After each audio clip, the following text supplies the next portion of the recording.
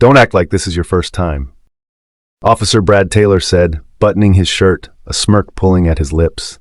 He watched as Tiana Mitchell trembled, her tear-streaked face turned downward, too afraid to meet his gaze. "That's what you black women are good for," he continued, his voice laced with mockery. "Popping out kids by different fathers who'll end up in jail. So don't sit here acting all innocent. Stop crying, you know how this goes." Tiana sniffled but said nothing, her hands gripping the hem of her blood-stained skirt. Brad sighed, rolling his eyes. "Stand up, clean yourself up. I don't have the time for this." Slowly she pushed herself up, her legs still shaking. She kept her head down, hoping, praying that this was over. Then she heard it. A click sound. Her breath caught in her throat. When she finally looked up, Brad was holding his gun, the barrel aimed straight at her. "Listen real close," he said, his voice low now. "If I so much as hear that you told your mama, your little friends, or anyone else about what happened here today, I will come to your house and slaughter you in your sleep. Then I'll chop your mama into tiny bits and throw you both into a dumpster. Do you understand me?" Tiana swallowed hard. She opened her mouth, but the words could not form. "Did you hear what I said?" She still couldn't find her voice. Brad's grip tightened. "When I ask a question, you answer." Her voice barely made it past her lips. "Yes, I understand. Please don't kill me. I won't tell a single soul," she begged. She understood more than he thought. She understood him very well. But if only he knew that what he had done was going to be his undoing. He had met his last victim, and by the end of this story, he would wish that he had not violated 14-year-old Tiana. But by then, it would be too late. Welcome to Justice Stories. This channel is dedicated to telling stories about racial bias victims who have suffered police misconduct and brutality, stories that promote unity and justice. Your support will mean a lot to these victims. Help them find justice and healing. Hitting the subscribe button and leaving a word of encouragement for them in the comments. Why was Officer Brad threatening Tiana? Why did she have bloodstains on her clothes? What had he done to her? Why is she crying and scared, even in the presence of an officer of the law meant to protect her? To better understand what has happened to 14-year-old Tiana, we need to go back to where it all began. The very beginning. This story started in the wealthy neighborhood of Hillside Estates. Chloe Mitchell was leaving her husband. The luxury, the status, the security, it no longer mattered. Nathan Mitchell, billionaire investor and the father of her 14-year-old daughter Tiana, had cheated on her and shattered their 16-year-old marriage. Their mansion, once a home, now felt like a gilded cage. Tiana's mom moved with urgency, stuffing clothes into a suitcase, her jaw tight, her mind made up. Tiana sat on the edge of the bed, silent, watching her mother pack. She had never seen her like this before, angry, determined, unshaken. Tiana's dad leaned against the doorframe, arms crossed, his voice calm but cutting. "You're making a mistake, Chloe." She ignored him. Zipping the suitcase shut, she grabbed Tiana's hand and headed for the door. Tiana's dad didn't stop them. He simply watched, then murmured as they passed, "You'll regret this." But Tiana's mom didn't look back. She left her marriage and her husband for good. Tiana and her mom moved into a small apartment in a modest neighborhood, a far cry from the luxury they once knew. The rooms were cramped, the walls thin, but it was all Chloe could afford. Tiana's father had cut them off completely, refusing to give them a cent. With no financial support, her mom had no choice but to find work. She took a job as a store attendant, working long hours just to make ends meet. Tiana started at a public high school nearby. She missed her old life, but she kept quiet. She could see her mother was already struggling enough. Every morning, Tiana's mom dropped her off at school before heading to work. Every evening, she picked her up, no matter how tired she was. It was their routine, a small way to hold on to one another. Tiana loved her mother, but deep down, she missed their old life. The big house, the private school, the ease of having everything. Now their apartment felt too small, and her mom was always exhausted. She never said it out loud, but resentment slowly built inside her. She hated struggling, she hated waiting. Most of all, she hated that her father had moved on so easily. On this fateful day, the day tragedy struck, It was New Year's Eve, and the store where Tiana's mom worked was overflowing with customers. People rushed through the aisles, grabbing last-minute groceries, filling their carts, and clogging the checkout lines. Chloe, Tiana's mom, worked as fast as she could, but the line never seemed to end. She kept glancing at the clock, anxiety growing. Tiana was waiting for her. Minutes stretched into hours. Every second felt heavier. By the time she finally clocked out, it was 3 hours too late. Heart pounding, she grabbed her phone and her bag and headed for Tiana's school, but she was too late. The worst had already happened. 2 hours before Chloe clocked out, Tiana waited for her mom. As dawn turned to dusk, the schoolyard grew eerily quiet. The last students had left hours ago, and now only the hum of distant traffic filled the air. She hugged her knees, her stomach twisting with frustration. 62 minutes, no call, no message. She checked her phone again, nothing. She tried to call her mom, but it always went straight to voicemail. She hoped that nothing had happened to her mom. Her mother was never this late. With a tired sigh, she stood up. Walking home seemed better than waiting any longer. She pulled her backpack over her shoulders and started down the quiet sidewalk. The streets were nearly deserted, the cold air biting at her skin. Then, a police cruiser slowed beside her, its headlights casting long shadows. The police cruiser rolled to a stop beside Tiana. The window lowered, revealing Officer Brad Taylor, a white police officer with a firm but unreadable expression. "It's late. What are you doing out here alone?" he asked. Tiana hesitated, shifting on her feet. "I'm just walking home." Brad nodded. "That's not safe. Hop in, I'll take you." She glanced down the empty street. Her mom still hadn't called.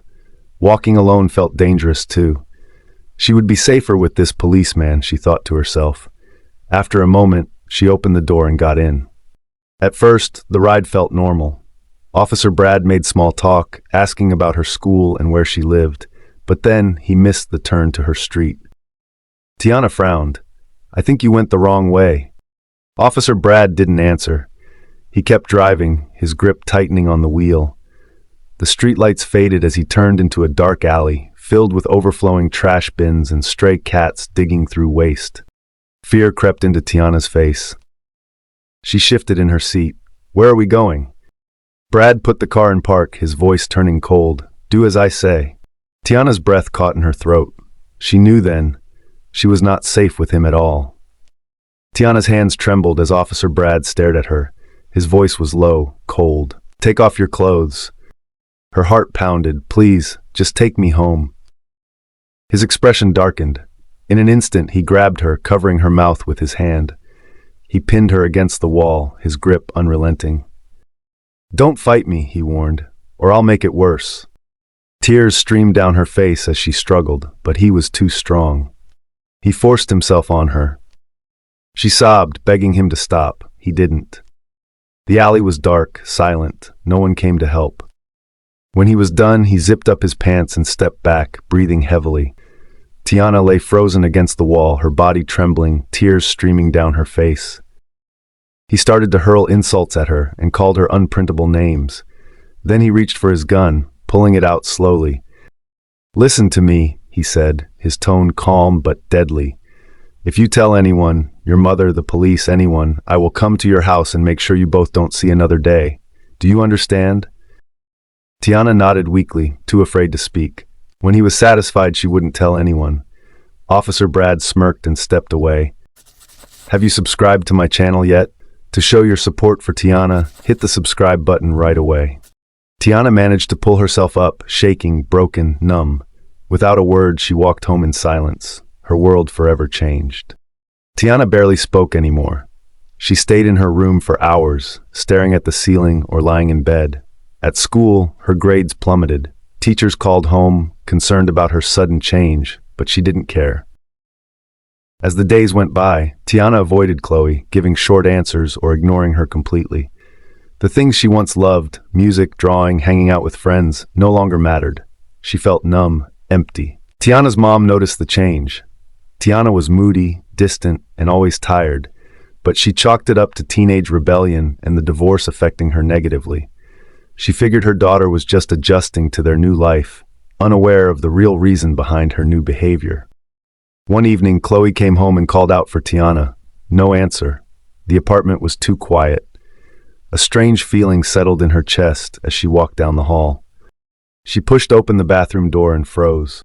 Tiana lay on the cold, tiled floor, her wrist slit, blood pooling beside her. Her face was pale, her breathing shallow. Chloe's heart stopped. She dropped to her knees, pressing a towel against the wound with shaking hands. "Tiana, stay with me."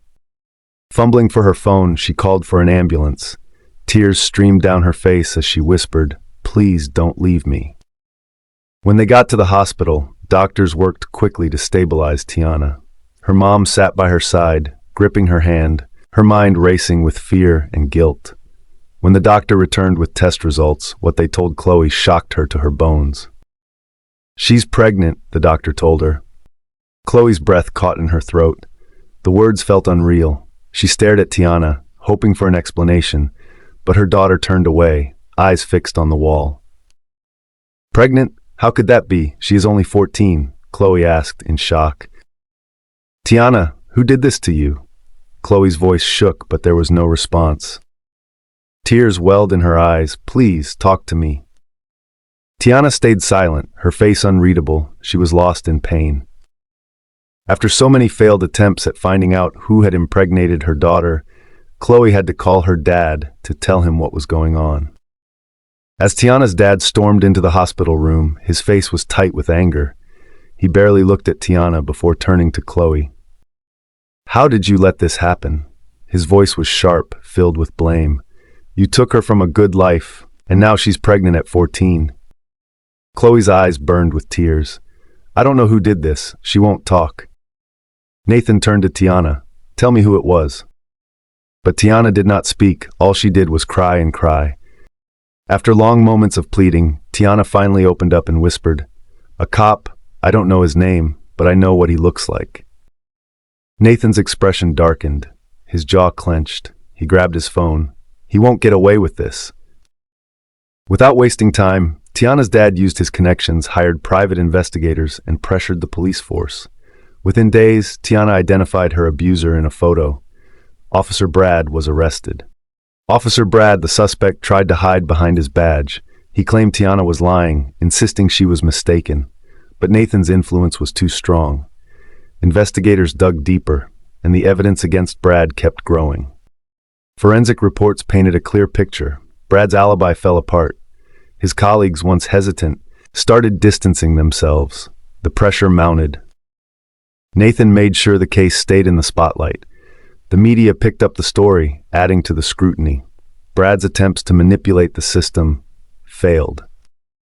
In the end, he had nowhere to run. The weight of the truth crushed his defense. His badge couldn't protect him anymore. As Officer Brad stood in court, his lies unraveled. The prosecution laid out the evidence, piece by piece. Then came the DNA test results. Undeniable proof. He was the father of Tiana's unborn child. The courtroom fell silent. His defense crumbled. But the worst was yet to come. Investigators exposed his past, years of misconduct, hidden behind his badge. His sexual abuse victims all started to come out.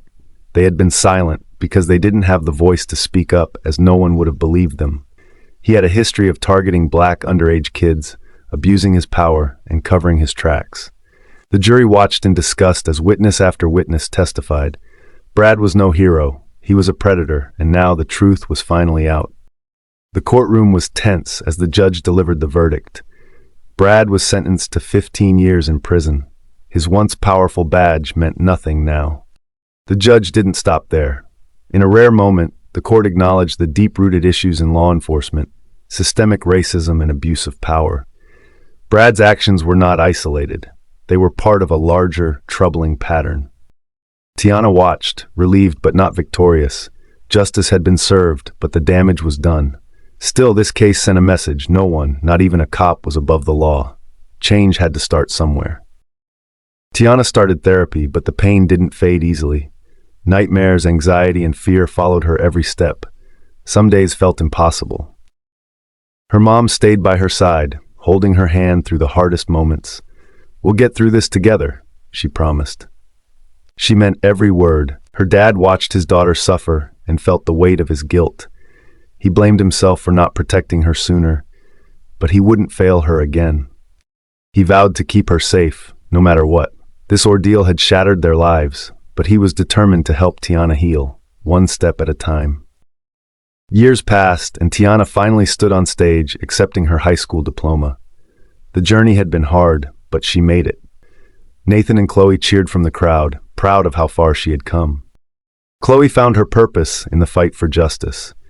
She became an advocate for victims of sexual violence, using her voice to support survivors like Tiana. Nathan, still carrying the weight of his guilt, took action. He funded legal reforms to combat police abuse, determined to prevent others from suffering like his daughter.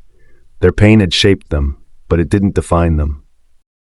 If you'd like to join hands in the fight for injustice, racial profiling, abuse of all kinds, support this movement by subscribing to this channel and turn on post notifications so you don't miss the next story when it drops. I'd like to give a shout out to this subscriber, Vicky. You are amazing. Thank you for your support. If you want a shout out in my next story, comment your location and subscribe to this channel. See you soon. The end.